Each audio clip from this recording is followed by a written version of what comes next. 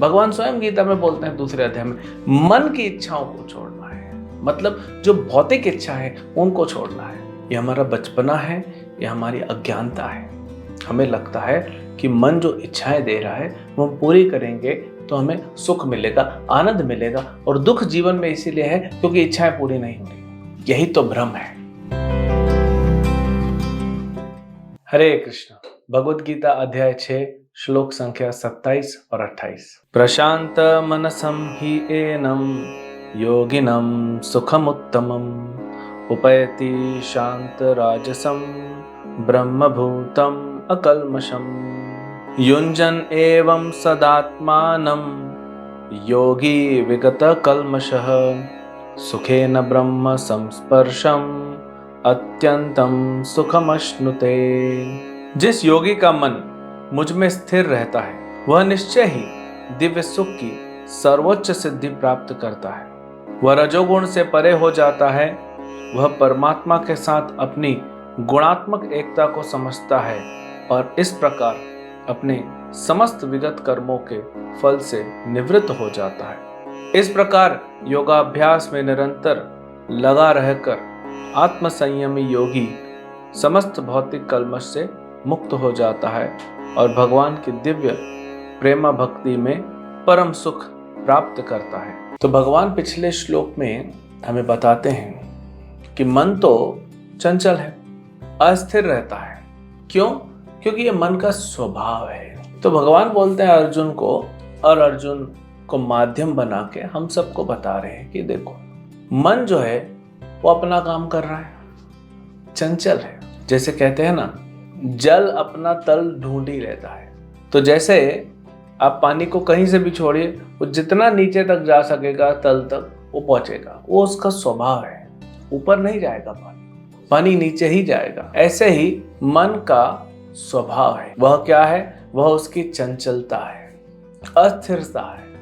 वो कहीं भी स्थिर नहीं रहे। तो मन अपना काम कर रहा है, लेकिन हमें, जो हम भगवान के अंश हैं, हमें अपना कर्तव्य, अपना कार्य करना चाहिए कि मन को वश में रखना चाहिए।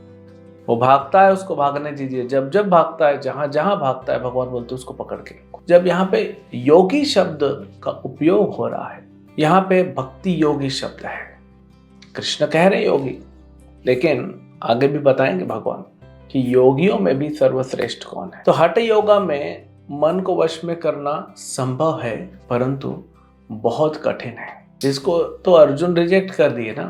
तो भगवान की सेवा के द्वारा, भगवान की भक्ति के द्वारा जो आनंद प्राप्त किया जा सकता है, उसके समान कुछ और नहीं। एक होता है ब्रह्मानंद, भी आध्यात्मिक है, लेकिन ब्रह्मानंद को हमेशा प्राप्त करने के लिए, या सदैव उस स्थिति में रहने के लिए हमें क्या चाहिए?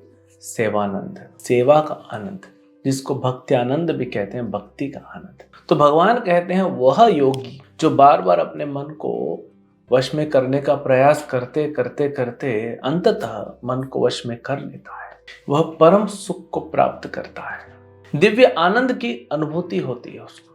अब ये दिव्य आनंद जो है वो कंटिन्यूअसली मिलता है उसको। क्यों? क्योंकि वो योग में भगवान के साथ अपने कनेक्शन को बनाए रखा हुआ है और उसको और स्ट्रॉन्ग करते हुए जाता है। अब इस स्थिति में न तो तमोगुण न रजोगुण उसके साथ है। वो रजोगुण तमोगुण को पीछे छोड़ सतोगुण में स्थित हो गया है, और बहुत जल्दी भगवान अभी बता रहे हैं, अगले 2 श्लोकों में हम देखेंगे कि वो पूर्ण तरीके से विशुद्ध सत्वगुण में स्थित हो जाएगा। उसके पूर्व के जो कर्म हैं, चाहे पुण्य हो चाहे पाप हो, उसके जितने भी फल हैं भगवान ने खत्म कर दिए। भगवान गीता में कहते हैं, सर्वधर्मान परित्यज्य माम एकम शरणम व्रज अहम त्वम सर्व पापेभ्यो। मैं तुम्हारे सारे पाप कर्मों के फलों को नष्ट कर दूंगा। मान लीजिए आप गोवर्धन परिक्रमा कर रहे हैं, है ना, चलते हैं तो सवेरे सवेरे जब प्रारंभ करते हैं तो बड़ा उत्साह, एनर्जी रहता है। फिर धीरे धीरे क्या होता है, पैर थकने लगते हैं। अब मान लीजिए कि आपके पास एक बैग है, उस बैग में बहुत सारा सामान रख के आप परिक्रमा कर रहे हैं, तो जल्दी थक जाएंगे। फिर चलने में पूरा शरीर झूल जाएगा, 7-8 किलो वजन होगा चलने में तकलीफ होगा। लेकिन अगर बाद में कोई बोलता है कि ये बैग आप मुझे दे दीजिए, मैं गाड़ी में रख के पहुंचा दूंगा, तो जैसे ही बैग उतारते हैं फिर आप चलते हैं तो क्या होता है, एक तो तुरंत राहत मिलती है उस बोझ से, चलने में उत्साह आता है, स्पीड बढ़ती है। वैसे ही हमारे कर्मों का जो बैगेज है ना, पाप और पुण्य का, जिसको हम लेके चल रहे हैं, उसके कारण भी स्पीड थोड़ी स्लो होती है। तो इसलिए हमको उत्साह से थोड़ा चलना पड़ेगा और धीरे धीरे धीरे धीरे ये बैगेज क्षीण होता जाएगा, खत्म होता जाएगा और एक स्टेज आएगा, एक स्थिति आएगा जब ये पूरा खाली हो जाएगा। फिर आप उत्साह से, उमंग से आगे बढ़ते हुए भक्ति में चल सकते हैं। इस स्थिति को या इस भक्ति के स्टेज को क्या कहते हैं? ब्रह्मभूत। भगवान 18वें अध्याय में बताते हैं, ब्रह्मभूत प्रसन्नात्मा न शोचति न कांक्षति। वो शोक नहीं करता, उसके अंदर कोई आकांक्षा नहीं है, कोई इच्छा नहीं बच गई। जब बोल रहे हैं इच्छा नहीं, मतलब भौतिक इच्छा नहीं। कई बार लोग बोलते हैं भक्ति करके भगवान की सेवा को प्राप्त करना, भगवान की भक्ति को प्राप्त करना, कृष्ण प्रेम को प्राप्त करना, ये भी तो इच्छा है। तो शास्त्र कहाँ बोलते हैं कि सब इच्छाओं को छोड़ रहा है? भगवान स्वयं गीता में बोलते हैं 2 अध्याय में, मन की इच्छाओं को छोड़ना है। मतलब जो भौतिक इच्छा है उनको छोड़ना है। हमको लगता है ये हमारा बचपना है, ये हमारी अज्ञानता है। हमें लगता है कि मन जो इच्छाएं दे रहा है वो हम पूरी करेंगे तो हमें सुख मिलेगा, आनंद मिलेगा, और दुख जीवन में इसीलिए है क्योंकि इच्छाएं पूरी नहीं हो रही। यही तो भ्रम है। ये ब्रह्मभूत नहीं है, ये भ्रम है, भ्रम, भौतिक भ्रम। आप कितनी इच्छा पूरी कर लो, छोटा बच्चा होता है, उसकी इच्छा होती है मुझे ये खिलौना चाहिए, मुझे ये करना है, वो करना है। आप उसकी कितनी इच्छा पूरी करो, इच्छा बढ़ाता जाएगा। लेकिन क्या उसकी कोई भी इच्छा जो है, एक्सेप्ट उसको खाना खाना होता है, कभी कभी उसको भूख लगती है तो खाना खाता है, नहीं तो माताओं को उनको खिलाना पड़ता है। बाकी तो सब क्या है? तो ये बचपना हमारा, ये भौतिक संसार में फंसते जा रहे हैं। तो मन जो है वो आपको फंसाते जा रहा है। तो इच्छाओं को पूरा करने में आनंद नहीं मिलेगा। आप कितनी इच्छाएं पूरी करेंगे? अनंत इच्छाएं हैं। अंत में पता है, शास्त्र कहते हैं, और ये तो हम देखते हैं, अंत में जो सबसे बड़ी इच्छा जीव के अंदर रह जाती है, बद्ध जीव के अंदर, शुद्ध आत्मा नहीं है वो, वो मूर्ख आत्मा है। उसकी क्या इच्छा रहती है कि मैं भगवान हूं, मैं भगवान हूं। यही उसको पूरी तरह से नष्ट कर देता है।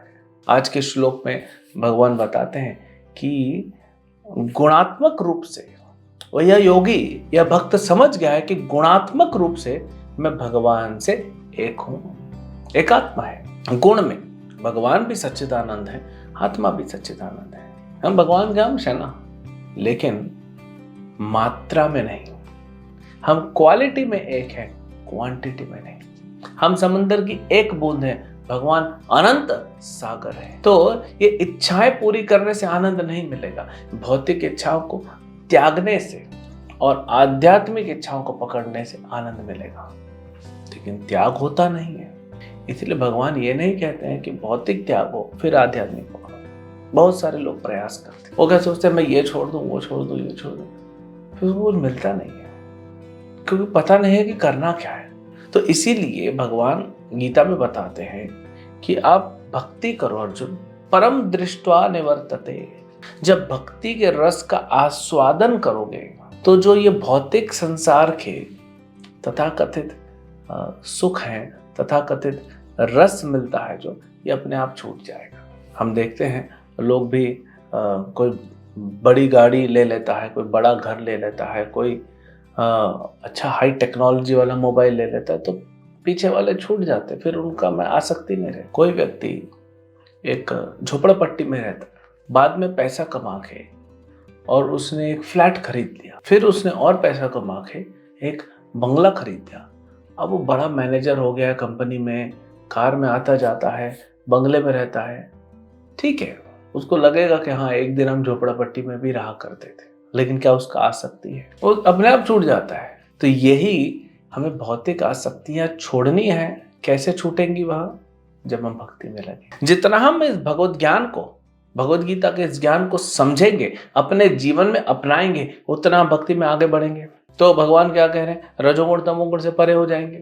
जो पिछले हमारे हिसाब किताब है पाप पुण्य के, वो कट जाएंगे। वो योगी क्या करता है? परम आनंद को प्राप्त करता है, दिव्य आनंद। परम आनंद कैसा है?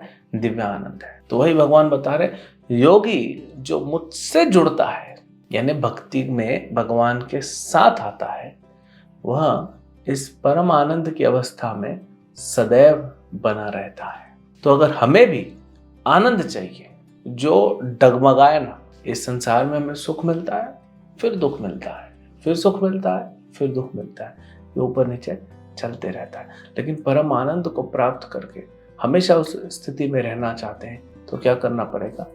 भक्ति करना पड़ेगा, और अपने आप को भक्ति से, कृष्ण से जो है कंटिन्यूअसली जोड़े रखना पड़ेगा। तब हमें ये आनंद प्राप्त होगा। भगवान परमानंद है और वे परमानंद देने के लिए हमें हमेशा तैयार बैठे हुए। हरे कृष्ण।